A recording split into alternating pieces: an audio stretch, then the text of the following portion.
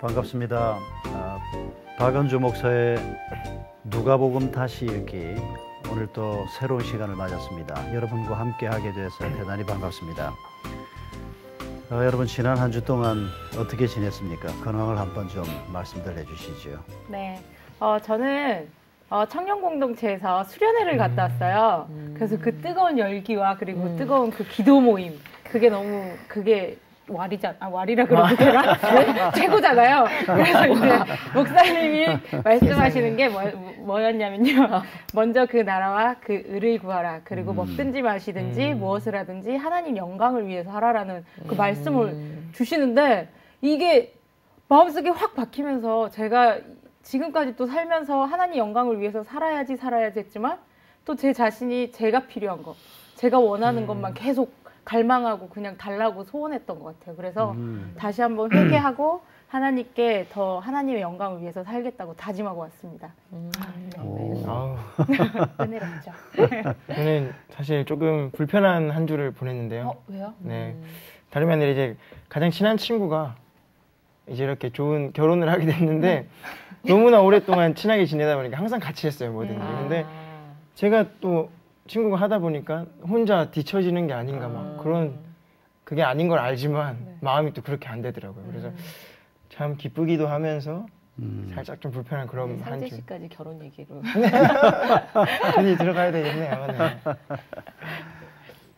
저는 IT에서 아이들이 이제 심장병 수술하러 왔는데 계속 이제 아이들 매일같이 보고 있어요. 그래서 병원에서 태어나갖고 숙소에 있으니까 삼시세끼를 다 먹이는데 아이들을 섬기면서 도리어 하나님 은혜를 굉장히 많이 체험하는 것 같아요. 이렇게 우리도 먹으면서 어떻게 하면 더 좋은 걸 먹일까, 어떻게 하면 더 잘 챙겨줄까 이런데 하나님은 얼마나 우리를 더 주목하고 계시고 먹이고 입히시나 더 많이 섬기면서 은혜 받는 한 주였습니다. 아유, 아주 감사한 말씀드립니다. 자, 이제 그러면 우리 오늘 누가복음 2장 말씀 또 다시 한번 시작해 봅시다. 네.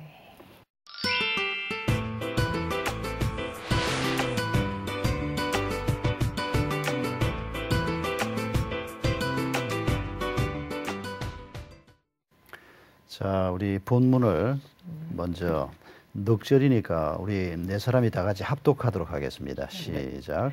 할례 8일이 되매 그 이름을 예수라 하니 곧 잉태하기 전에 천사가 일컬음 하더라.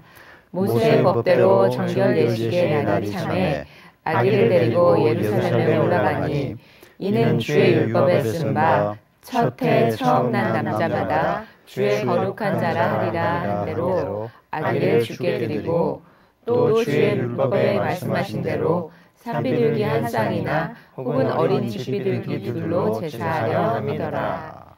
아멘. 구약에 율법이 많이 나오는데요.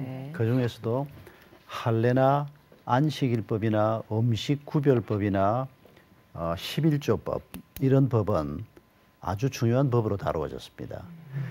가령 오늘 우리가 다루려고 하는 할례 같은 경우에 유대인 아기를 낳았는데 할례를 안 받는다. 그러면 그 사람은 이스라엘 회에서 끊어진다 그랬습니다. 이스라엘 공동체에서 잘라낸다는 겁니다. 그만큼 이 몇 가지 예식들은 아주 중요하게 다루었던 예식입니다. 그 중에 우리가 오늘 아기 예수님의 할례 의식을 다루고 있는 본문을 좀 살펴보려고 합니다. 할례가 뭔지 아시죠? 할례는 말이죠. 말씀해 주시네. 남자가 하는 거. 저는 뭐 할례를 했다고 생각하는데.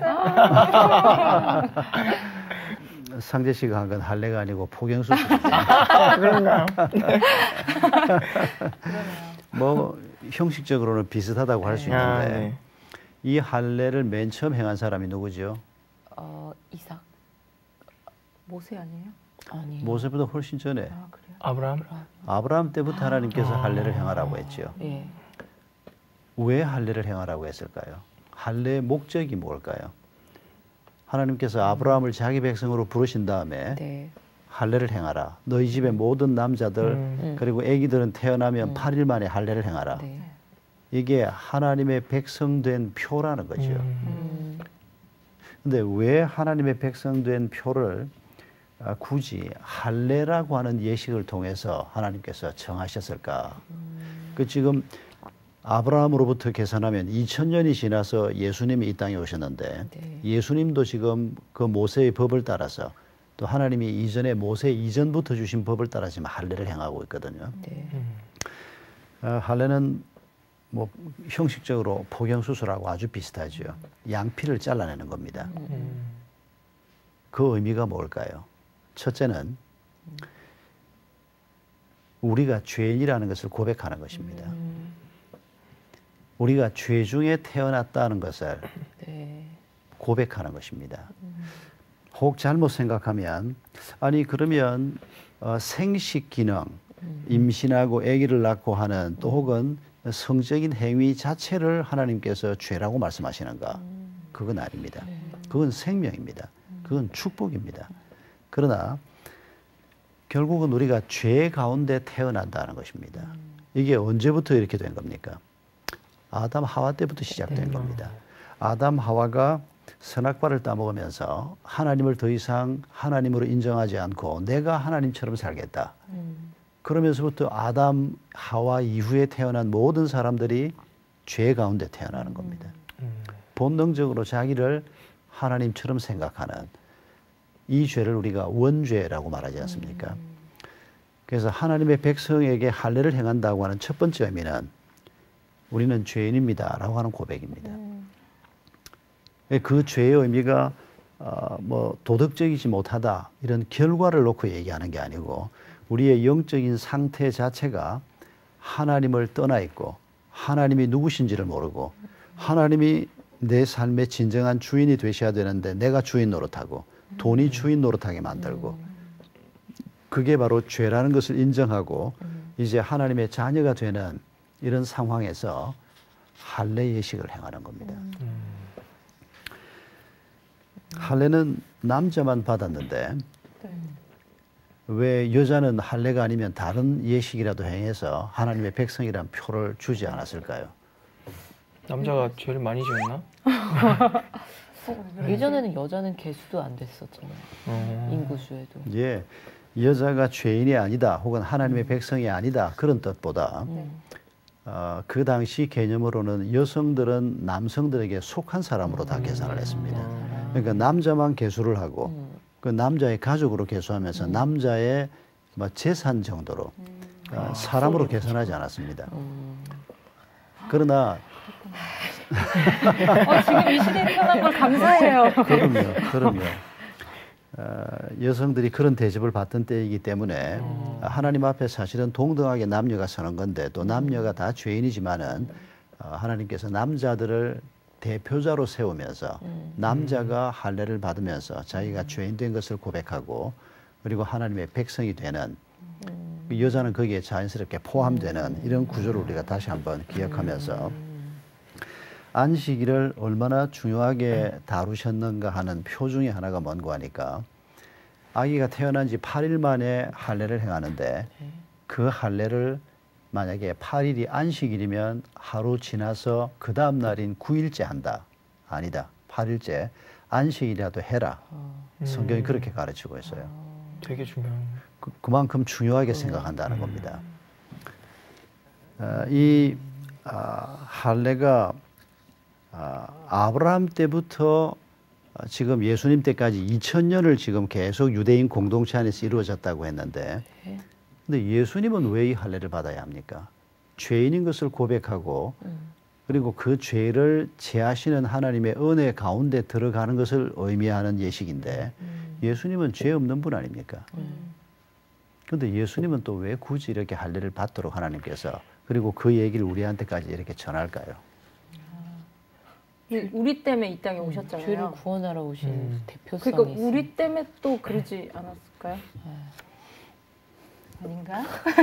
뭔가 얘기를 하는데 네, 아주 비슷한 말씀입니다. 그래요?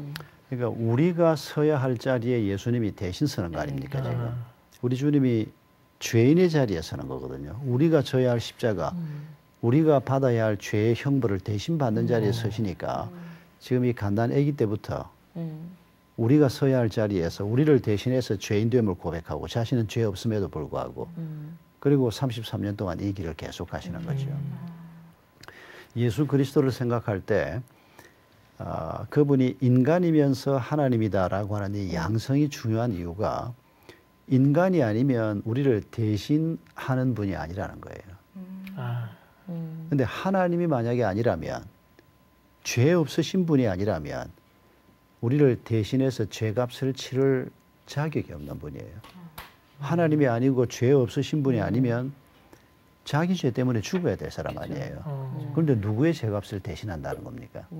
그러니까 예수 그리스도를 생각할 때 예수 그리스도가 인간이면서 죄 없으신 하나님의 아들, 이 두 가지를 우리가 양성이라고 부르는데, 이게 허물어지면 예수님의 구원 자체가 허물어지는 아주 중요한 가르침이라는 겁니다. 네. 자, 할례가 우리가 죄인이라는 고백이다라고 하는 것이 첫 번째 의미라는 말씀을 우리가 나누었는데, 네. 두 번째는 우리가 생각해야 될 게 뭔가 하니까, 하나님의 백성이 죄의 자리에 있지만은 이제 이 할례 의식을 통해서 하나님이 가르치는 것이 죄와의 단절을 보여주는 겁니다. 이제 죄하고는 너희가 상관없다, 상관없는 자가 돼야 한다. 죄가 단순히 도덕적인 문제만이 아니고 자기가 하나님 노릇하고 돈이 하나님 노릇하는 삶을 사는 게 죄인데, 하나님의 백성이 된다는 것은 그 죄악된 생활에서 돌아서는 것을 의미하는 겁니다. 그 죄악된 생활을 끊어내는 걸 의미한다는 겁니다. 근데 결국 그게 하나님이 주인 되시는 삶으로 회복되는 걸 의미하는 거죠.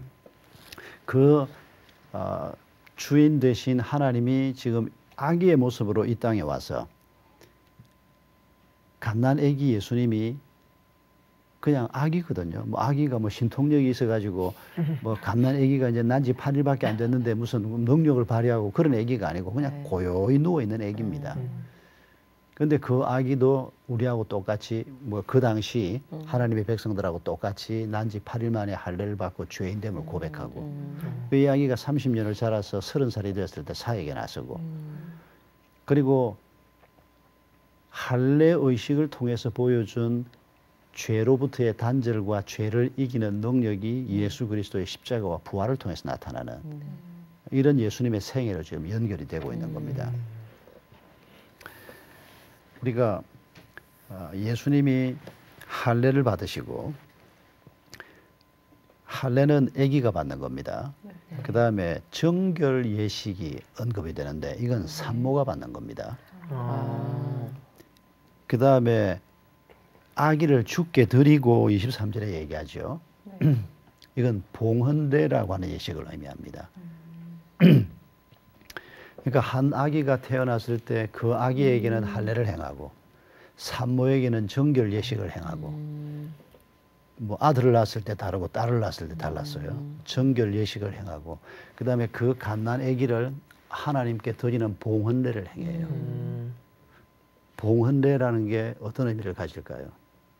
부모가 그 아기를 성전이나 혹은 회당에 데리고 와서 하나님 이 아기를 받으십시오. 봉자가 받들 봉자의 헌자는 드린다는, 헌신한다는 헌자입니다.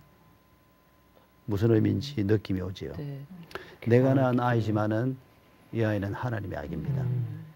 이 아이의 주인은 하나님이십니다. 우리 가정의 주인이 하나님이십니다라고 하는 고백이나 꼭 마찬가지요.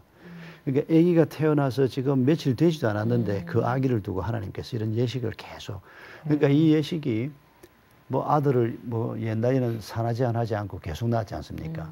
식구가 많은 게 축복이고 남자애가 특히 많아야 되고, 그러면 아기를 한 10명쯤 낳으면 부모가 10번을 하는 겁니다. 지금.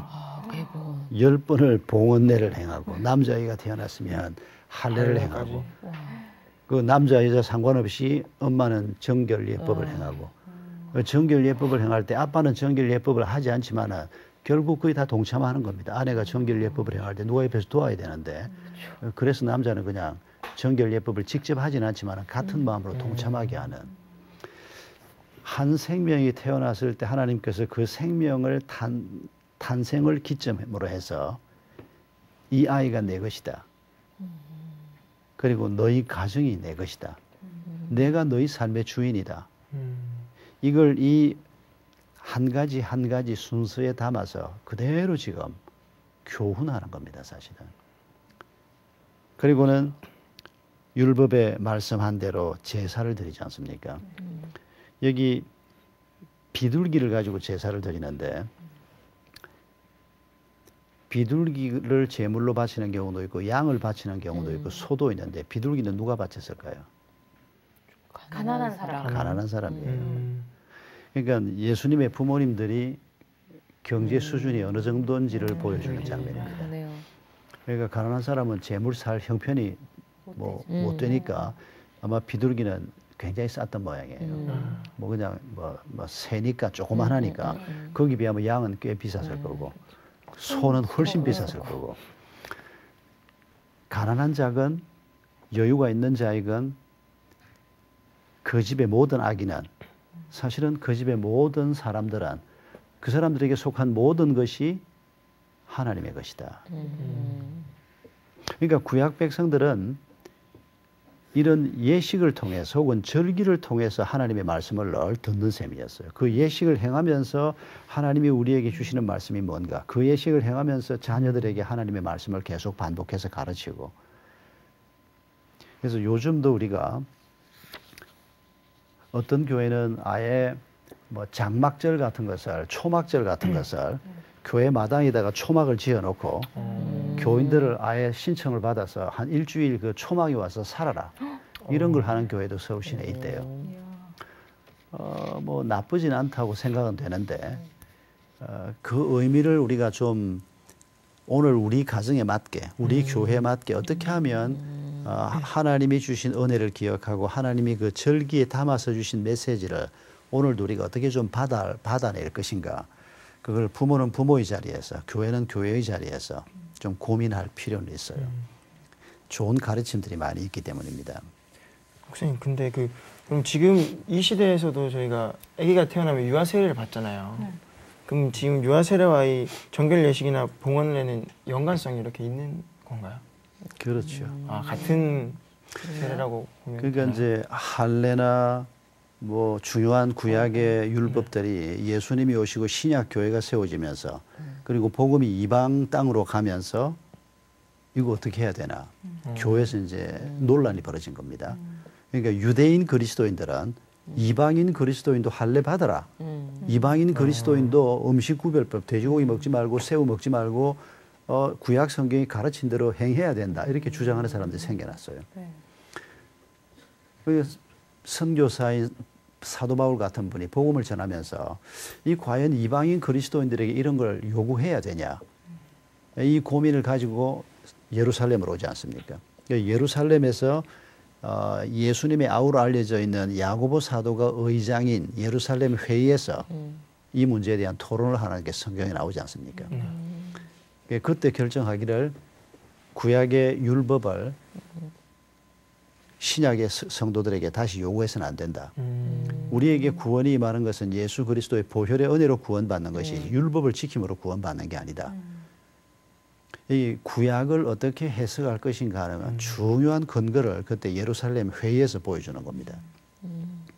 그리고 이제 신약 교회가 시작이 되는데 신약 교회들이 할례 전통을 어떻게 우리가 좀 더 의미 있게 살려낼 것인가.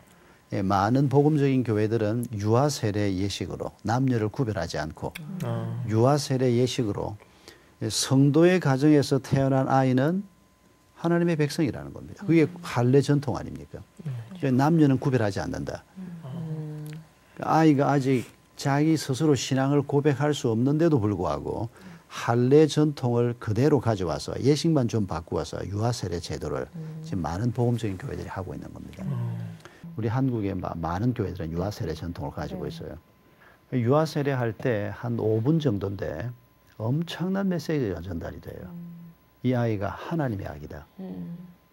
오늘 본문에서 보는 거하고 똑같아요. 애기 하나를 낳아놓고 그 애기를 데리고 와서 할례 받고 정결 예법 행하고 봉헌례 행하고 그리고 또 제사 행하고 예식이 4개가 겹쳐요. 우리는 지금 4개까지 안 하고 유아 세례 하나만 하는데 이제 성도들한테 그렇게 얘기해요. 뭐 돌이니 100일이니 그런 거 하지 말고 유아 세례 받은 그날 파티를 해라. 가까운 사람들 초청해서 좋은 방법이다. 뭐 그런 방식으로. 네. 그러면 이제 그날 오후에 이제 목장 식구들이나 부모님들이나 가까운 사람들을 전부 부르는 거죠. 그러고는 그 유아세일의 의미를 다시 이제 기억하면서 성도들이 함께 아기를 축복하고 그 옛날에 우리가 백일하고 돌하고 이건 아기들이 빨리 죽으니까 그러니까 맞아. 100일 동안 산 게 고마워서 100일하고 이런 의미가 강한데 조금 뭐 바꿀 필요는 있는데 그렇다고 뭐 돌 하지 말라는 건 아닌데 어떻게 하면 이 아기가 하나님의 사람이다. 부모는 이 아기를 부모의 뜻대로 키우는 게 아니고 하나님의 사람으로 키운다. 그걸 이제 교회 전체 성도들 앞에서 한번 강조하는 거죠. 뭐 설교 안 해도 그 예식을 행하면서 다들 느껴요. 아, 정말 하나님이 사람을 주관하신다. 하나님이 내 아이의 주인이시기도 하다.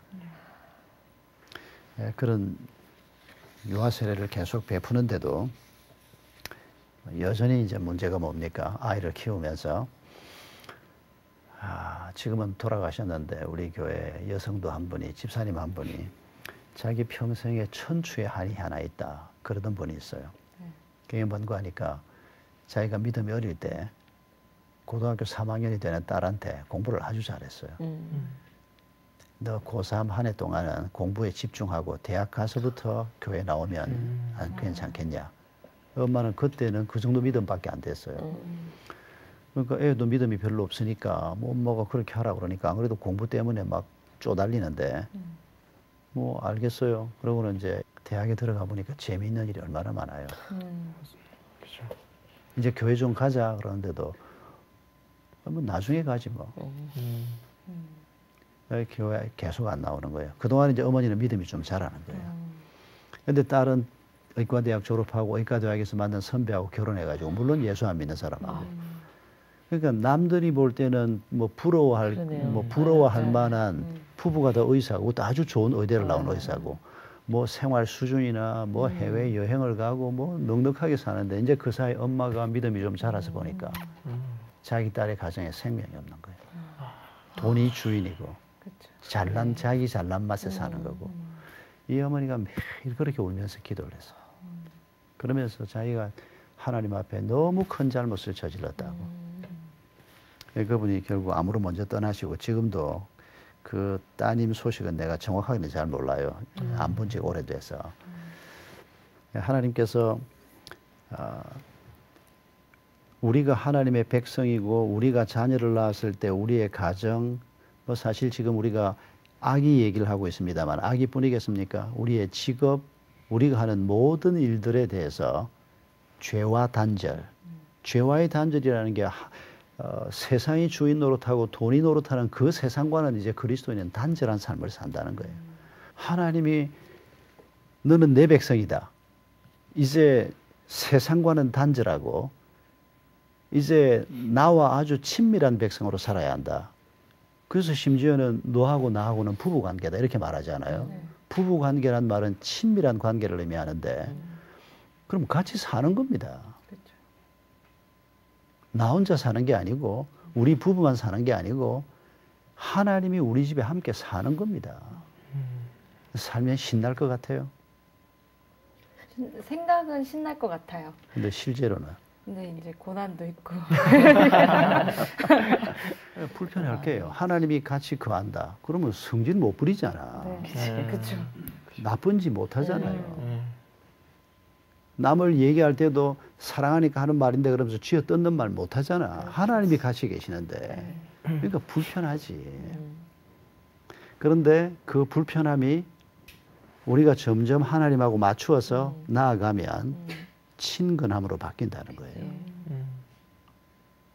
그래서 사람들 결혼을 안 했는데 결혼했을 때도 똑같아요. 처음에 엄청 싸워요. 좋아서 결혼을 했는데도 완전히 다른 사람 둘이 한 공간에 살면 처음에 엄청 싸워요. 그 싸움을 잘하면 한 1년, 2년 지나면 이 사람은 이런 사람이구나. 이건 내가 용납해야지. 이 사람은 이런 사람이구나. 서로 좀 이해하고 용납하면서 이제 친숙해지기 시작해요. 모든 부부들이 그 길을 걸어가요. 그게 안 되면 이제 한 집에 살면서도 상처받고 그 상처가 씻기지 않고 이러면 이혼으로 안 가더라도 소 닭 보듯이 닭 소 보듯이 사는 거지. 그런 사람들도 많이 있어요, 사실. 근데 정상적인 부부들은 그런 관계를 통해서 이제 친밀한 관계로. 하나님하고도 이런 관계, 이런 과정이 꼭 필요해요. 처음에는 하나님이 같이 계시면 뭐 안방까지 따라와서 뭐 간섭을 하시고 직장까지 따라와서 세금을 다 내라 마라 그냥 교통신호는 왜 어기느냐 생각하면 생각할수록 골치 아파요. 그런데 그렇게 사는 것이 하나님이 주인된 삶을 사는 것이 옳은 길이다. 축복의 길이다. 그리고 우리가 그 하나님과 동행해 가면 하나님과 사는 것이 점점 친근해지고 친밀해지고 그러면 내가 죄된 자리에 계속 머무는 게 아니고 하나님과의 친밀한 관계 속에 머물면서 내가 하나님 안에 하나님의 말씀이 내 안에 그리하면 무엇이든지 구하라. 내가 이제 그런 관계 속에서 무엇이든지 구하면 왜 다 이루리라 그럽니까? 내 생각이 하나님 생각이니까. 내가 구하는 기도가 내 작은 야망을 위해서가 아니고 하나님이 주신 것을 이루려고 하는 꿈으로 내 마음이 점점 채워지니까. 이게 모세가 하나님과 친근하라라고 말하는데 그 따바크라고 하는 말을 쓰는데 이 말이 참 그 의미가 있는 말이에요. 창세기 2장 24절에서 남자가 부모를 떠나 그 아내와 연합하여 둘이 한 몸을 이룰지로다라고 하는 말에서 연합하다라고 하는 말씀이 바로 따바크예요. 연합하다라고 우리말에 번역을 했지만은 서로 친근해진다. 창세기 34장 3절에 보면 추장 세겜의 마음이 깊어 야곱의 딸 디나에게 연연하며 그래서 결국 그 디나를 강간을 하잖아요. 그러면서 또 청혼을 하잖아요. 네. 그러고는 엄청난 비극이 시작되는데 그때 그 이 세겜이라고 하는 추장이 디나를 보고 마음에 막 열정이 생겨서 그 연연했다라고 하는 말도 따바크예요. 그러니까 성경에 쓰인 이 단어를 생각해 보면 우리가 하나님하고 우리가 하나님의 백성이 되고 하나님과의 관계를 만들어 갈 때 이 하나님하고 친밀해지고 친근해지는 것이 사람들 사이에도 특히 남녀 간의 사이에서 이런 관계로 발전돼 가는 것처럼 바로 이런 관계를 하나님이 원하신다는 겁니다. 그런데 우리가 하나님의 백성이 된 다음에 봉헌례는 드렸는데 예식은 행했는데 세례는 받았는데 하나님하고의 관계가 발전이 안 되는 거죠. 왜냐하면 하나님하고 불편하니까 하나님이 너무 가까이 오지 말라는 거예요. 그래서 요한계시록 2장에 보면 볼지어다 내가 문 밖에 서서 문을 두드리노니 그게 불신자를 향해서 하는 말이 아니거든요. 라오디게아 교회를 향해서 하는 말이거든요. 문을 열면 내가 너에게로 들어가서 내가 너로 더불어 먹고 너는 나로 더불어 먹으리라.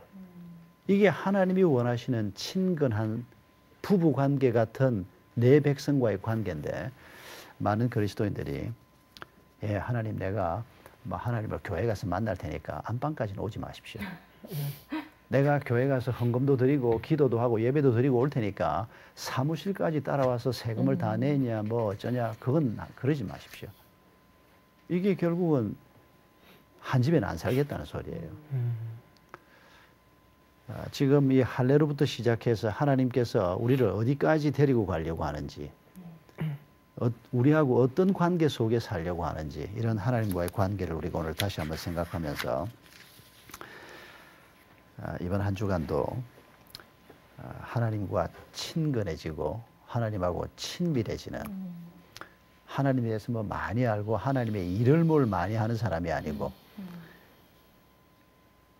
이 결혼 안 한 사람이 되어놓으니까 이런 예를 들 때마다 좀 어색한데 애기가 1살, 2살밖에 안 돼도 아빠에 대해서 아무것도 몰라도 아빠 일을 뭐 해주는 게 없어도 얼마나 친한지 몰라요.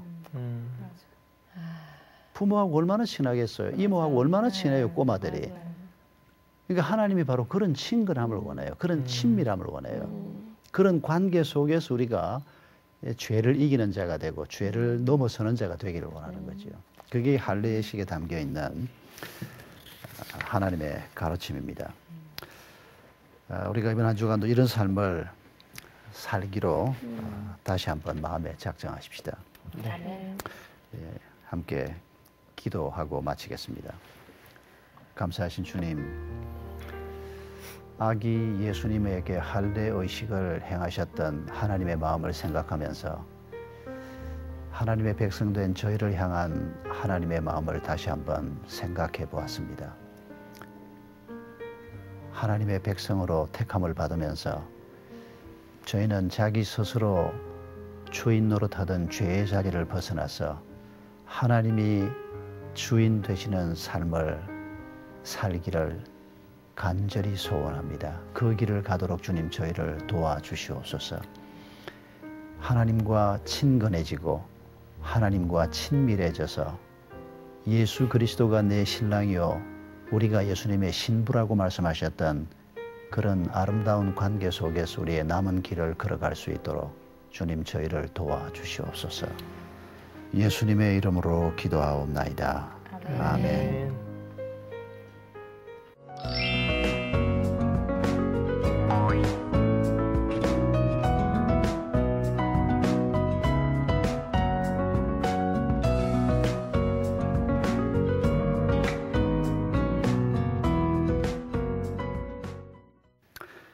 여러분 함께 해주셔서 감사합니다. 또 다음 주에 다시 뵙겠습니다. 여러분 수고하셨습니다. 감사합니다. 수고하셨습니다.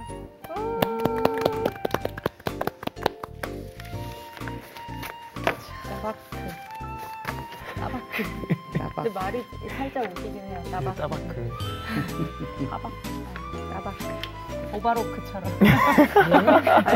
예. 근데 진짜 친밀해지는 게 진짜 가장 중요한 것 그죠. 같아요. 맞아요. 네. 그럼 맨날 친해지려고.